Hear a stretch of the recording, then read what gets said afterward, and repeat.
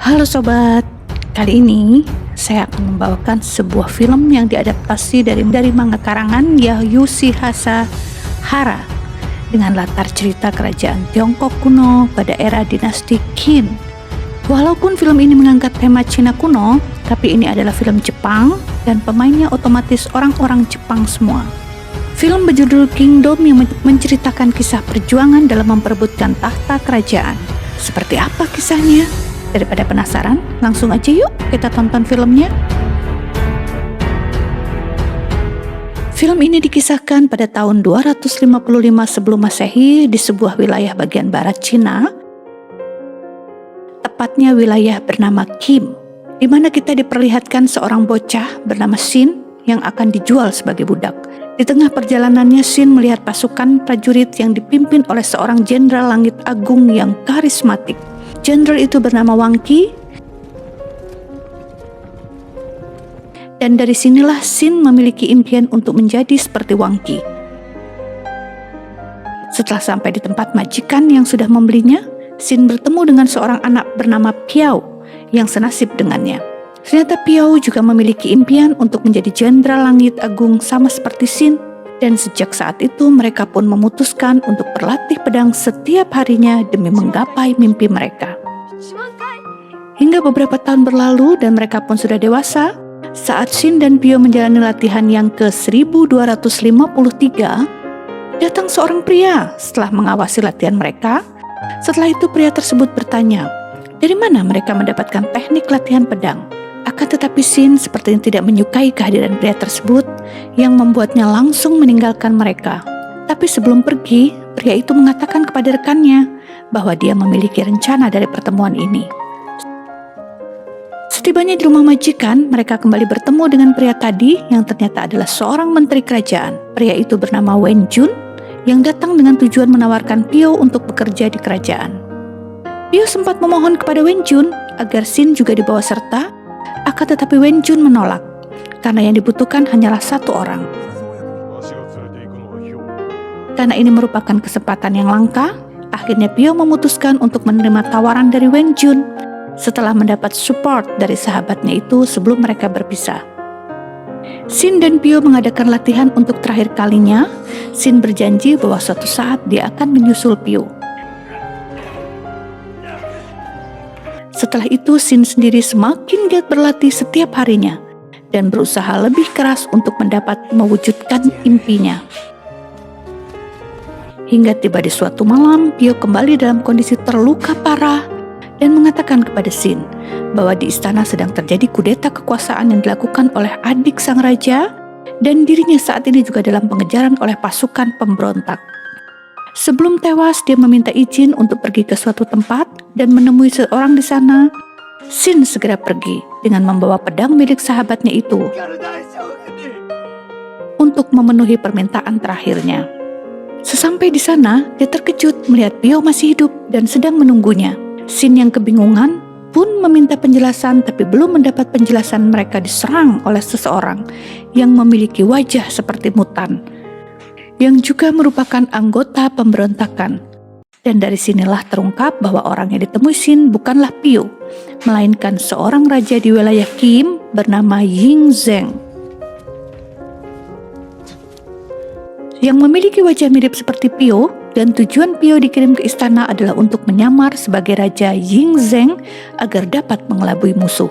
Setelah mengetahui tujuan sebenarnya yang mengakibat tewasnya Piao, Xin menjadi marah dan berencana menghabisi Raja Ying. Akan tetapi dia ingin membalaskan dendamnya terlebih dahulu kepada si mutan ini karena dia adalah orang yang membunuh Piao. Meski sempat kalah terlebih dahulu, akhirnya Xin berhasil memenangkan pertarungan.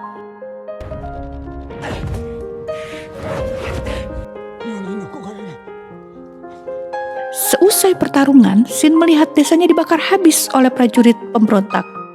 Dan setelah itu, dia merubah niatnya yang semula akan membunuh Ying Zheng menjadi ingin menghabisi semua pemberontak. Yang terlihat pembunuhan Piao, sementara Ying Zheng sudah memiliki rencana untuk merebut kembali tahtanya.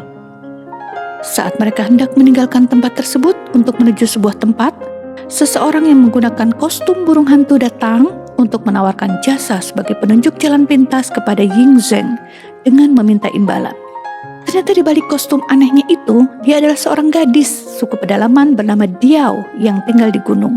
Ying Zheng pun setuju dengan tawaran Diao dan akan memberinya imbalan, tapi nanti setelah dia berhasil merebut kembali tahtanya. Di tengah perjalanan, mengatakan di tempat tujuannya nanti dia akan menemui Wen Jun, yaitu menteri yang sebelumnya merekrut Pio untuk menyamar menjadi Ying Zheng. Akan tetapi, hal ini cuma membuat Xin marah. Setelah tahu bahwa Wen Jun sengaja mengorbankan nyawa Pio kepada pemberontak, tapi Ying Zheng menjelaskan bahwa dirinya tidak memaksa Pio untuk melakukan tugas tersebut, dan malah memberitahunya resiko yang akan dihadapi adalah kematian. Tapi dialah yang memilih untuk menerima tawaran tersebut, dan berharap suatu saat dirinya akan dicatat dalam sejarah layaknya Jenderal Langit Agung, walaupun dia harus tewas dalam menjalankan tugasnya. Akhirnya Xin memilih jalan untuk meneruskan tekad Pio dan membantu Ying Zheng merebut kembali tahtanya agar kematian sahabatnya tidak sia-sia. Di sisi lain, akhirnya kita diperkenalkan dengan adik Ying Zheng bernama Cheng Ichio. Dalam upayanya melakukan kudeta terhadap Ying Zheng, dia memerintahkan kepada anak buahnya untuk membunuh kakaknya sendiri demi mendapatkan kekuasaan penuh. Sementara itu, Ying Zheng, Xin, dan Diao berada dalam hutan bambu untuk meneruskan perjalanan. Tapi mereka mendapat tantangan dari seorang yang diutus Cheng Jiu untuk membunuh Ying Zheng. Xin pun menghadapi orang tersebut. Walaupun berhasil menang dalam pertarungan, tapi dirinya harus terkena racun yang membuatnya tak sadarkan diri. Beruntung, lokasinya tak jauh dari tempat tujuan sehingga nyawanya bisa tertolong setelah dibuatkan menawar racun oleh Diao. Tak lama kemudian, tempat tersebut didatangi dan dikepung oleh beberapa prajurit. Ternyata itu adalah Wen Jun yang membawa serta beberapa pasukannya. Setelah itu Wen Jun menceritakan bagaimana dia dan prajurit yang tetap setia terhadap Ying Zheng bisa sampai di sini, setelah sebelumnya mereka terjebak perang dan memilih kabur dalam pertempuran, karena jumlah pasukannya jauh lebih sedikit dibandingkan pasukan pemberontak yang beraliansi dengan pasukan kerajaan tetangga mereka. Lalu di dalam pertempuran, tiba-tiba Pio muncul dan mengobarkan semangat kepada prajurit kerajaan layaknya seorang jenderal. Walau pada akhirnya Pio yang sedang melakukan penyamaran sebagai raja ini sengaja mengorbankan dirinya menjadi umpan agar Wen Jun dan yang lainnya bisa selamat karena yang musuh incar hanyalah raja mereka. Setelah mendengar cerita tersebut, Xin menjadi semakin antusias dan tekadnya melengsarkan Cheng Jiu semakin bulat. Tapi Ying Zheng dengan pasukan yang jumlahnya hanya puluhan orang, sangat mustahil untuk bisa merebut kembali kerajaan istana mereka. Dia pun berencana untuk meminta bantuan dari suku pedalaman yang tinggal di gunung, karena mereka memiliki ribuan pasukan. Tapi hal itu tidak berjalan mulus, karena mereka harus disandra terlebih dahulu sebelum akhirnya dibawa ke suatu tempat. Setelah itu mereka dipertemukan dengan kepala suku mereka yang bernama Duan He. Ying Zheng kemudian mengatakan tujuannya kepada Duan He dengan memohon bantuannya, tapi Duan He menolak karena 400 tahun yang lalu nenek moyang mereka memiliki masa lalu yang kelam saat beraliansi dengan kerajaan Qin yang pada saat itu dipimpin oleh raja sebelumnya. Tapi saat Raja Qin tewas, para pasukannya membantai suku pedalaman dan memusnahkan harapan suku pedalaman untuk memulai kehidupan dunia luar. Walaupun Ying sudah memohon maaf atas nama kerajaan Qin sebelumnya dan mencoba meyakinkannya agar melupakan masa lalu dan membuka lembaran baru, tapi Duan He tetap menolaknya dan malah hendak memenggal kepala Xin di depan mata Ying Zheng. Tujuannya agar dia memahami bagaimana rasa sakit yang dulu diterima oleh nenek moyang mereka. Kemudian Xin melawan para Algojo yang akan memenggal kepalanya dan angkat bicara kepada Duan He. Akhirnya Duan He membuka topengnya dan ternyata dia adalah seorang wanita yang cantiknya wow. Duan He pun menyetujui permintaan Ying Zheng lalu minta pasukannya agar siap perang. Dan mereka pun menyusun strategi yang nantinya Xin, Ying Zheng dan para pasukan Wen Jun akan menyamar sebagai pasukan suku pedalaman agar mereka mendapat akses masuk ke dalam gerbang istana. Setelah sampai di depan istana, Duan Hai menyampaikan pesan untuk raja dengan berpura-pura ingin beraliansi dengan kerajaan Kim dan Cheng Ju mempersilakannya masuk. Tapi dia hanya boleh membawa 50 pasukan ke dalam istana, sedangkan sisanya menunggu di luar gerbang istana. Setelah berada di dalam, mereka pun langsung melakukan penyerangan terhadap prajurit istana. Setelah itu mereka pun membagi kelompok menjadi 2 bagian. Shin dan 9 orang lainnya termasuk Diao masuk ke dalam ruangan raja melalui jalan rahasia. Sedangkan Duan He, Yin Zheng, dan Wen Jun beserta sisanya mengalihkan pasukan istana yang berada di halaman istana melalui pertempuran. Mereka pun sempat mendapat gempuran dari pasukan istana sebelum akhirnya dapat menyerang balik pasukan istana dan terus bergerak maju. Begitu pula dengan Shin dan kelompoknya yang harus mengalahkan algojo istana yang memiliki fisik seperti monster.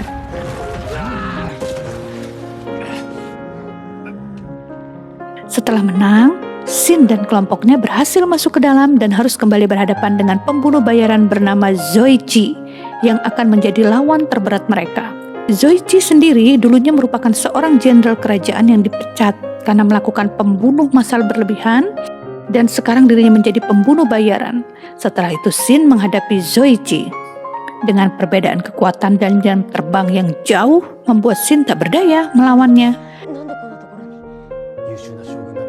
Namun, dia mengingat impian Pio yang harus diwujudkan dan membuat dirinya bangkit kembali dan berhasil mengalahkan Zoichi.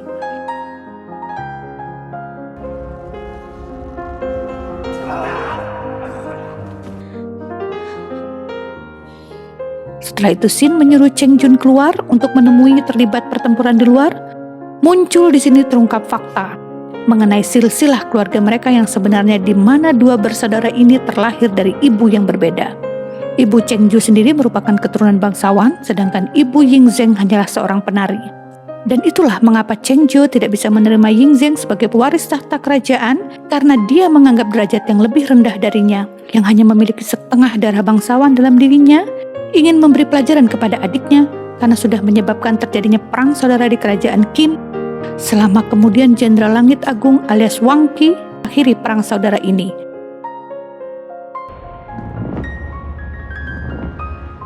Dan dia bertanya kepada Ying Zheng mengenai visi misinya menjadi seorang raja.